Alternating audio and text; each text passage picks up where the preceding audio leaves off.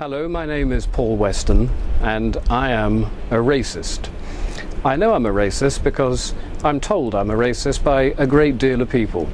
The hard left think I'm a racist, the Labour Party thinks I'm a racist, Conservatives think I'm a racist, Liberal Democrats think I'm a racist, the BBC thinks I'm a racist, so I must therefore be a racist.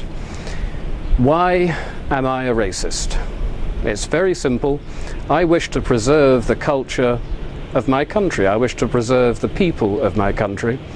And in doing so, that makes me a designated racist in today's society. Now, this is something that's been moved by the left. The goalposts have been moved by the left a considerable distance on this. In order to be termed a racist 30 or 40 years ago, you had to actively dislike foreign people. Now, I don't dislike foreign people. What I do like, what I love, is my country, my culture, and my people. And I see that under a terrible threat at the moment. Britain is a very small country that's opened its doors to the mass immigrants of the third world, and we are simply being overwhelmed. Our schools can't cope, our hospitals can't cope. Very little can cope anymore. Our welfare system is on the verge of buckling as well. So if I want to defend what I grew up in, what I was born into, my country, my British culture, my heritage and my history, I am apparently, according to absolutely everybody today, a racist. But I don't think that's the case. Not the case that I'm not actually a racist. I'm going to admit that full out right now, because clearly I am.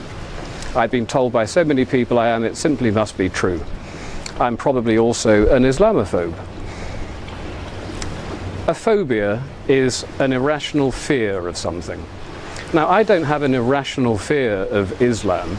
I look around the world today at Syria at the moment, where almost 100,000 people have been killed in the last 2 years, where Shia Muslims are slaughtering Sunni Muslims and vice versa. I look at places like Indonesia and Egypt and China and the Philippines. Everywhere you look, you see problems with Islam, and they're violent. They are, dare I say it, to really reinforce my racist credentials, a thoroughly savage political and religious ideology. Now, many people will disagree with that. The far left, of course, will say you cannot criticize Islam because Islam is a religion, and rules have now been put into place in this country that say if you criticize it, you are guilty of inciting religious hatred. But Islam is not just a religion. Islam is a political ideology as well, and we need to call it out on the fact that it is also political. It is a culture that is both political and religious. And I would like to know if I'm able to say certain things about it. Do I think, for example, that stoning adulteresses to death is something that we should welcome in this country? Well, I don't think it is, so therefore I'm guilty of religious hatred by saying it. Do I think homosexuals should be hanged from cranes? No, I don't. I think it's backward, I think it's savage, and I think the people that do it are beyond the pale, quite frankly. And I'm not allowed to say these things because, of course, I'm again inciting religious hatred. So not only am I a racist, I'm also a religionist, apparently. But I'm not. You know, we have a huge problem in this country that is not going to go away. It's going to get worse and worse and worse. We as a people are declining as a demographic, and the Islamic population is growing 9 times faster than any other. And when I look to the future, I see a full-blown religious civil war occurring in this country. The unthinkable things that are going on in somewhere like Syria today will happen in this country before 2040, certainly before 2050. And I don't want Britain to turn into a country like that. So I'm going to denounce Islam as a backward, savage political and religious ideology. And to hell with what anybody thinks about that. Because if we don't do something about it, we are going to be involved in something that most people can barely even begin to imagine in Britain. Babies are beheaded in towns in Syria. The idea this could happen in somewhere like Surbiton, or even Eaton Square is simply impossible to think for most people, but it is going to happen. It really is going to happen. So we need to denounce it for what it is, and we need to start mounting some sort of defence against this.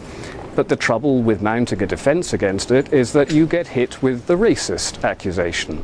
I'm not a racist, but. Well, here's the thing, I am a racist. If I want to avoid a civil war happening in my country, I am prepared to accept being called a racist. And you should be prepared to accept being called a racist as well.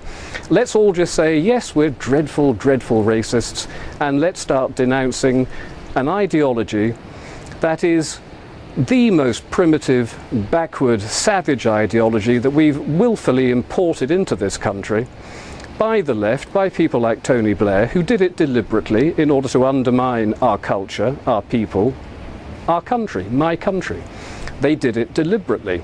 And then they said, you're not allowed to actually argue with us about this. Well, I'm arguing with you about this, Mr. Blair, and I'll tell you something. You denounced, you repealed the treason law shortly after you came into power. I think you committed treason, Mr. Blair. I think you committed treason when you said we are going to import the third world in order to rub the noses of the right in diversity. To me, that's treason. Your principal duty is to uphold the best interests of the people of this country. The idea that you deliberately set out to undermine us and to subvert us is an act that's criminal. It doesn't matter that you repealed the laws, those laws can be brought back. And one day, Mr. Blair, you will be tried for treason, along with the rest of your cabinet and every single high-ranking Labour politician that allowed this criminal act to happen. And I'm going to tell you this. It doesn't matter that you can perhaps prosecute me for racism or inciting religious hatred. I don't believe in that. I believe only in one thing, the defence of my country, the defence of my people, the defence of my culture. And everything else can just go to hell. I am a racist.